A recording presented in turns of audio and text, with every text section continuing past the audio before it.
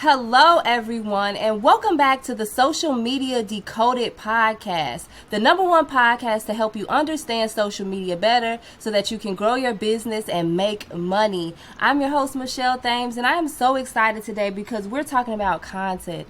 And you listeners know exactly how I feel about content and how important it is to help you grow your business, especially if you are doing this organically. And I'm talking to Kalli today, and I am so excited because she is another social media expert. And you guys know I have the best social media strategists, experts, and marketers right here on the Social Media Decoded podcast. So welcome, Kalli. How are you today? Thank you so much for joining the show. Thank you for having me, Michelle. I'm super excited to be on your show. Excited to talk about content, so let's go. Yes, let's get into this content conversation. But first, can you let the listeners know a little bit more about yourself and your business? I've been in social media around like 10 plus years. However, it was about 5 years ago where I actually started my business, Social Pal Cal. We are a creative social media agency. We do consulting as well as marketing. I'm very, very big on content strategy as well as just helping the everyday entrepreneur starting out or whether they're a veteran and needing help on social to really figure out what's best for their content strategy as well as organically grow on social media. Yes, I love that. And you're right. Content strategy is so important. And everyone may think about this differently. So, today on this podcast, we're going to break down how to create great content that resonates with your audience because it is important that your content does resonate with your audience and that it leads them to that call to action, whatever it is that you want them to do. Okay, so let's get into it. The first thing I want to talk about is what does great content look like for you? Like, does it look a certain way? Should business owners focus on a certain area? What does great content look like on social media? So now, social media it always is changing, but it's drastically changed since the pandemic. Over the last 2 years, authentic content that is real and raw is really been pushed forward, especially because of TikTok. TikTok's growth has really showed us that people really want to see authenticity. People really want to see the behind the scenes of really what it is that you do as a business or service provider and learn more about yourself. So my main thing now is really just showing that content that you're putting out is truly authentic and it comes from a real place. Absolutely. And I think that when you say that real place, it's important that your content is authentic and true to your business. While there are hundreds, thousands, millions of other businesses and businesses that are online that may be doing maybe the exact same thing that you are doing, but just know that your content can stand out and be authentic, and that will attract your tribe, your customers, your right fit people. So you don't have to be like anybody else. Of course, there's all these trends and all the things, but you don't have to jump on those. You can stick to what works for you, and I'm glad you said that because everything doesn't work for everybody. So I want to talk about I'm a new business owner. When I'm just starting out, I don't know anything about social media and I want to create my content strategy. What should I do first? Like, what should I look for first in my content strategy? So first, when we're talking about content strategy, I always break it up. I have like 5 pillars, content pillars that I use. Now, I'm gonna say content topics because I know like pillars, and I talk to new business owners. They're like, "What the heck is that?" I don't know what that is. So I broke it down to 5 content topics, and the main ones out of those 5 are gonna be what your business is about. Number 1, that's going to be the educational content. Number 2, you're going to talk about you. Like, what do you like? What are you into? Personalized content.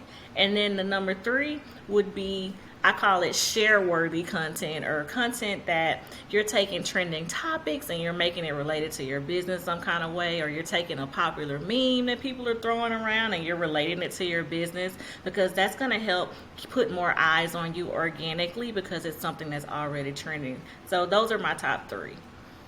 Yes, I like that when you said take something and put it so it's trending. I think that the trending things that are trending now can definitely help you in your business. And I want to dive a little bit deeper into strategy, because I know that content strategy and a content plan are two different things, and people get those mixed up. So can you explain what you feel a content plan and a content strategy and what each are kind of like used for? Because I know many business owners, like you say, you're new and you're like, content pillars, content strategy, this all is the same thing. So can you tell us, differentiate the two of those? Yeah, so the actual plan is what you're mapping out to go by, their content plan. But the strategy is the actual thought and process behind the plan. So how are you, how often you're going to post? What type of content are you going to use? Are you going to use TikToks? Are you going to use Reels? Are you going to do posts? Are you going to make a video about something else? I mean, that's the actual strategy behind what you're going to do with the plan. And so once you have the plan is the map and the blueprint of how you're going to post, when you're going to post the content. Also tracking the data on it. I'm really big on data because I feel like your consumers are going to show you what they like and what they don't like. So you have to cater towards your consumers and your target audience to make sure that you're putting out that best content that they're going to interact with and actually make an action for. Yes, make an action for. Call to action, right? That's so important. You want them to take action on your inspire action. I like that word. Like, take inspire action from your post. If you are not telling them what to do, first of all, if you're not talking to their pain points and what they really need, that's how you're not going to, the content isn't going to convert, right? Because you want to be able to speak to their pain points, talk to that and say, okay, and then this is the inspire action you should take. Maybe you're struggling, you don't know your content plan, but here's Kalli saying, I have these content pillars, I have a strategy, I have a plan for you, this is what I have, right? And that could be, like she said, in the form of Reels, TikToks, podcast episodes, anything that you can share on social media. So I'm really glad that you said that. I want to next talk about updating content, because I feel like I work with a lot of clients in social media management, and I think a lot of businesses may not really understand when it comes to content what that can look like to be successful on social media. I feel that you should always be updating your content. I worked for a multi-million-dollar beauty brand as the social media and digital marketing manager, and I did everything. I'm talking about content strategy, content plan, content for the emails, content for the social media, content with the influencers, content for the blog. So content all around, okay? So it's different, right? If I'm working on a blog post, yes, that blog post has to do with everything that the business has going on, right? Maybe I'm sending out an email that also corresponds to a social media post because we have a campaign going on. But it's important to update that. I don't think that everything, you can't reuse it all the time. While you can, you should have a strategy on how often you should update your content. So how often do you feel that businesses should update their content bank? So I'm with you, Michelle. You should always be updating your content, because that's why I'm big on data. The data is going to show you, if you have one post that you just keep posting, like you like, oh, I want people to see this, but they not seeing it. They not biting. They not doing anything. How about you stop posting that post? Post something else that they're gonna get engagement with. So if you're in a habit of always looking at your data and seeing and auditing your pages, that's something that a lot of people don't do. They just post willy-nilly hoping for the best. and they just like, oh, okay, well, I like this content. Okay, but your target audience didn't like it. So you need to think of something else.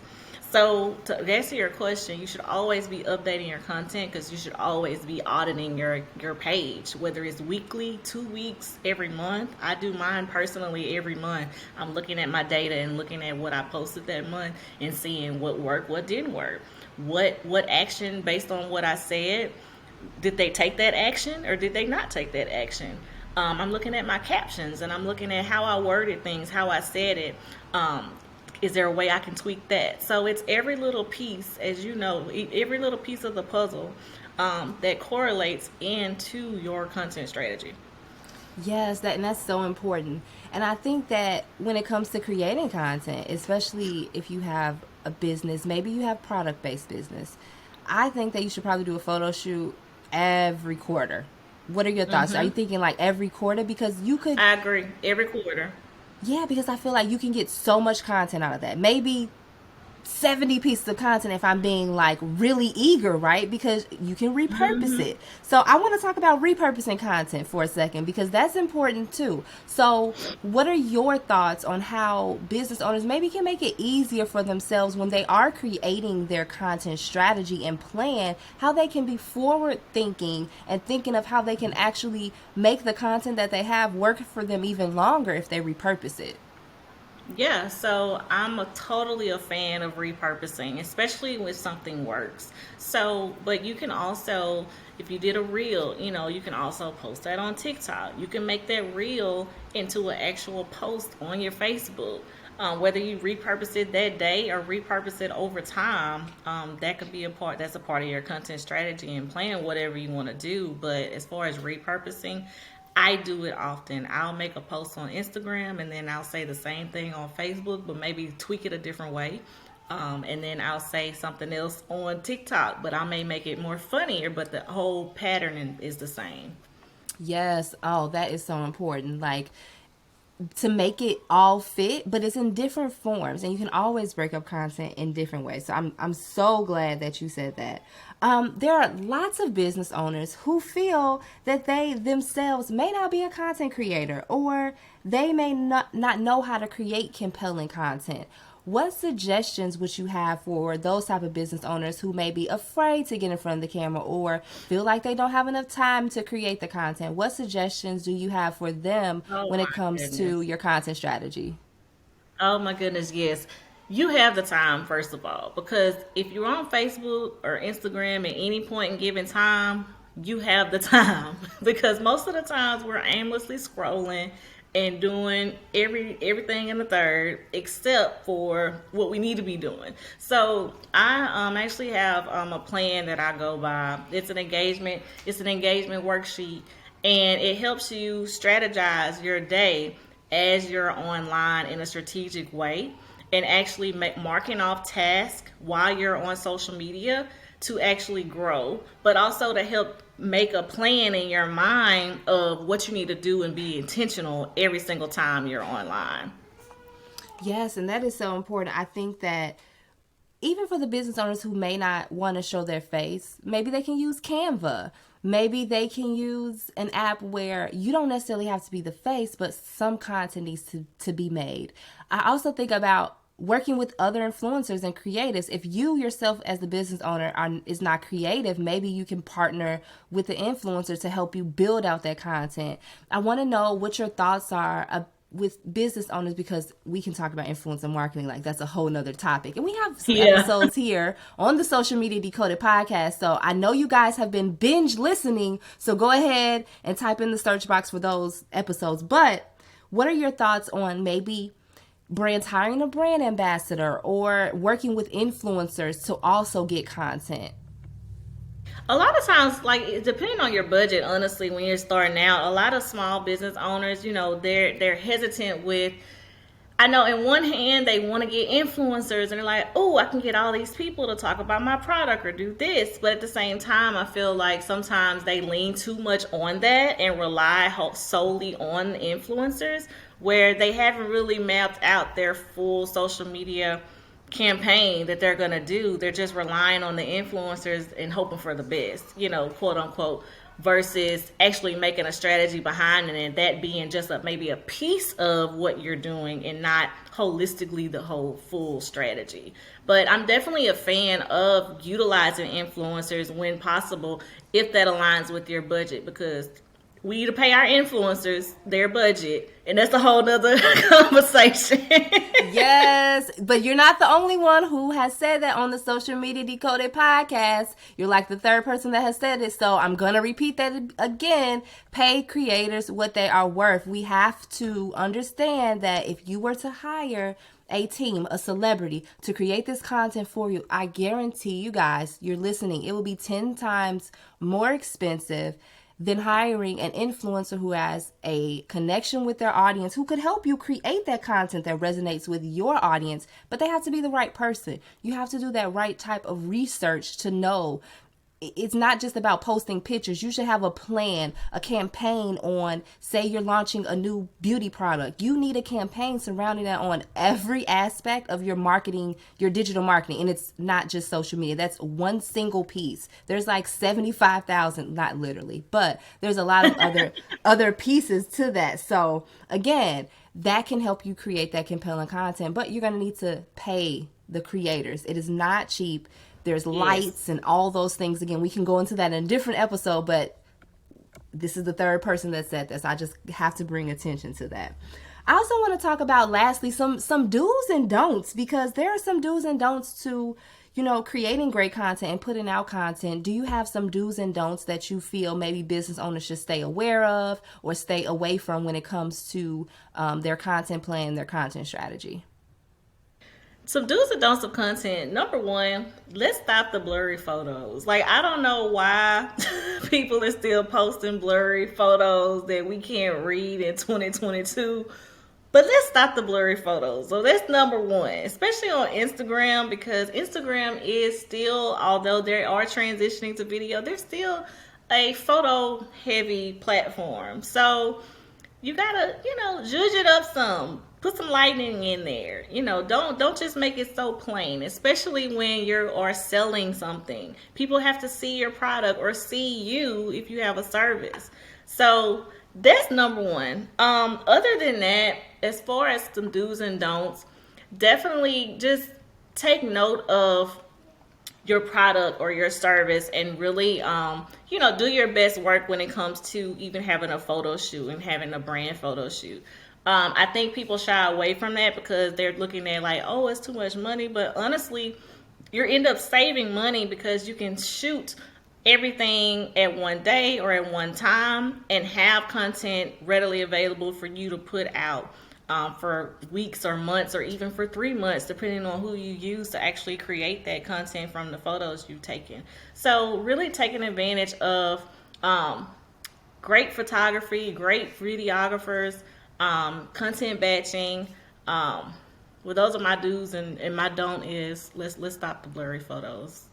Yes, I am in agreement with let's stopping the blurry photos, and I do agree that we just need to pay attention to what we're posting. And I really like what you said about the batching of content, and that's something I stress to my clients all the time is you can do one shoot in every quarter and have content for the next 3 months and not have to think about it. Yes, it's going to be an expense because I want everyone listening to know that although social media is free, it's technically not free to market on this app, right? Because you're going to have to spend or invest in something, whether that be lights, whether that be a light box to take your product photos in. These things don't have to necessarily be expensive, but you do have to understand that if you want to create the best type of quality content, lighting is important and these things are important. So investing in them and creating plans and strategies to continue to create better content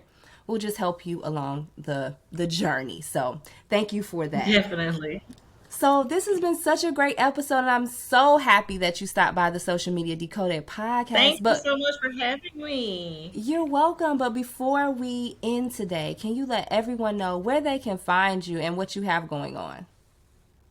Yeah, so you can follow me, of course, on Instagram at Kalli Combs. If you want to get a glimpse of my goofy, silly side, you can follow me on TikTok at Kalli Combs. That's kind of where I show like the real and raw me per se, because I'm very goofy and silly. I love to laugh. Right now, what I'm working on, I'm actually creating uh, a app. So I'm creating an app for Black business owners in the state of Louisiana, which is a caveat towards an app I made for the city where I live 2 years ago. But now we're developing that and making it statewide.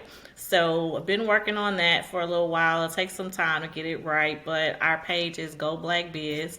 Go is spelled GEAUX. If you're from Louisiana or the South, you know we put AUX on everything. So, so that's currently what I'm working on right now. Another project that is near and dear to my heart. Other than that, I do have my platform, Social Lit Academy, that I'm starting. It's in beta testing right now, and we'll be starting that prayerfully about June. And that's for small business owners to just learn more about social media marketing, but also have me in there with them, helping them, guiding them, teaching them all things social media. So yeah, that's what I'm working on right now. Yes, and thank you for sharing all of that. And yeah, I love Louisiana, so it's so cool that you're working on that app. And congratulations on everything. Thank you so much. I've been following your journey and I'm just super excited. I was asked to be a part of your podcast. Yes, no, thank you so much for all the support. And we will definitely leave all of Kalli's information down in the show notes. So make sure you guys connect with her. And yeah, this has been a really great episode. Again, thank you, Kalli, so much for stopping by the Social Media Decoded podcast. Thank you. Thank you guys for